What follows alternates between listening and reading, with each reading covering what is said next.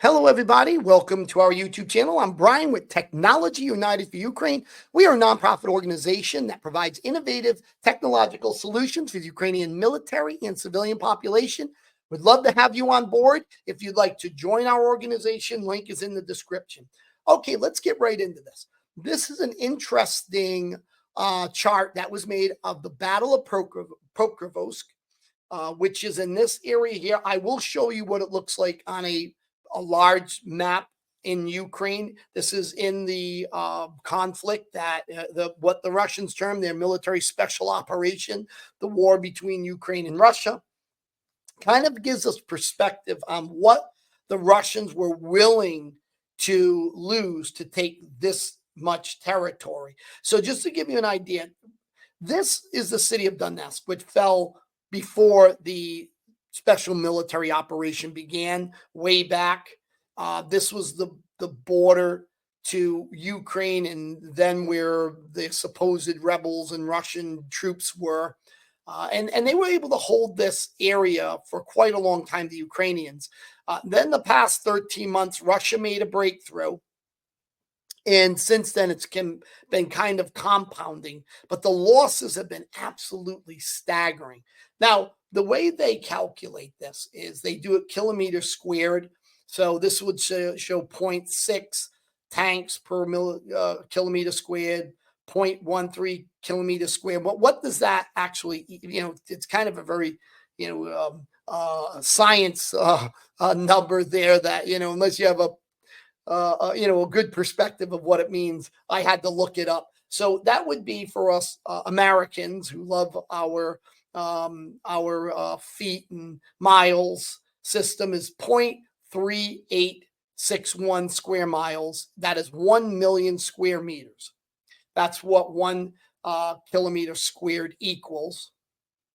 Now, if we go back here, we'll get an idea of what this all amount to. But one of the numbers that's absolutely astonishing is 154 kilometers squared lost Russian soldiers. So that 154 is just saying for every kilometer squared, 154 Russian troops died. That's 0.38. We'll round it up to 39 miles, square miles, right? So that is staggering. So let's look at what that equals for this area right here.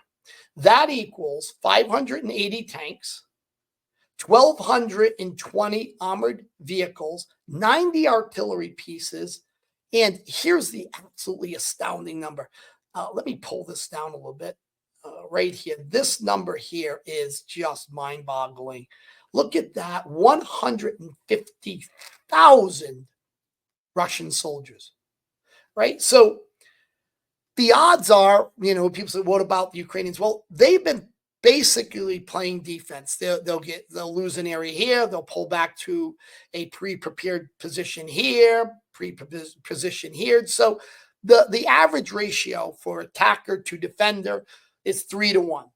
And in this case, it was a bit higher because the Russians were just throwing troops in massive waves to overwhelm the defensive positions, which amounted for even higher casualties. So it's 3-1 in a very careful scenario. And I've seen numbers. Again, this is speculation to some degree. And one can argue if they're pro-Russian, it's just all propaganda, but 10-1. So these numbers are extraordinarily high for what they were willing to sacrifice to take this area. Now, they do a little historical perspective. They looked at World War II when the Soviets fought the Germans in the Battle of Kursk. Soviets lost 6,000 tanks, Germans 2,900. Then they go through some other comparisons here. But when we get to here, you'll kind of see the Battle of Pokrovsk. So total armored losses for the Russians, 1,800. Total armored losses for the Ukrainians, 375. So that's falling, a little bit above the 3-1 ratio. Right, now let's get a perspective on a map, what this looks like. I'm going to pull this down to give you the idea of how many troops are in this area. Now, let me blow this out a little bit. So you get an idea. Here's the front line, right? Right down here is where most of the fighting is going on. This is the area we're looking at here. and it'll give you an idea. So here's Donetsk, city of Donetsk, right here. This was the border at the start of the special military operation. And in the past 13 months, the Russians have gotten here, and these are all the Ukrainian troops. Now, how many Russian troops in here? They don't list it. I don't know exactly why. Maybe they don't have good intel on it. I don't know. But this will show you how many troops are participating in this battle. All right, so let's go to another map here. Deep State's a good one. This will give you some perspective. What I like about this is I can actually give you some indication of how far they are from where they started. So again, city of Donetsk. This is the original border at the start of the special military operation. Now let's get an idea of where the Russians have gone. All right, how far they've made it out. So I'm going to measure it. So let's say I'm just going to use to their furthest point, maybe right, let's say, I don't know, what do you think, guys? Right here. We'll go out to here. I mean, they're 39.59 kilometers out. 150,000 losses. I mean, just wrap your head around it. Now let's start over here. Oh, let me get rid of this. All right, we'll do this here. And let's just say roughly, I don't know, let's say from here to here, 55.49 kilometers in width is what they were willing to lose. And if we remember, the Battle of Avdiivka, I say that right, I never say it right, was a tremendous battle and tremendous losses for the Russians here. I mean, they threw everything at this area. This was well fortified. And what happened too when Ukraine wasn't being resupplied by the U.S. for those 6 months, it was catastrophic for the Ukrainians. I mean, it's just tremendous amount of losses for themselves as they had to pull out of these areas, and it was overwhelming for a time. All right, let's go here. This just shows you the amount of activity. These are all engagements that happened over the past 24 hours. So this gives you just how much is going on here. It's tremendous, the amount of contact. Also, let's look at the timeline. Let's see if I can blow this up a little bit more, a little bit like that. So there we go. All right, so let's go back in time. So let's go back. You're going to see this all disappear. We're going back, many, many, many days, taking about back a month.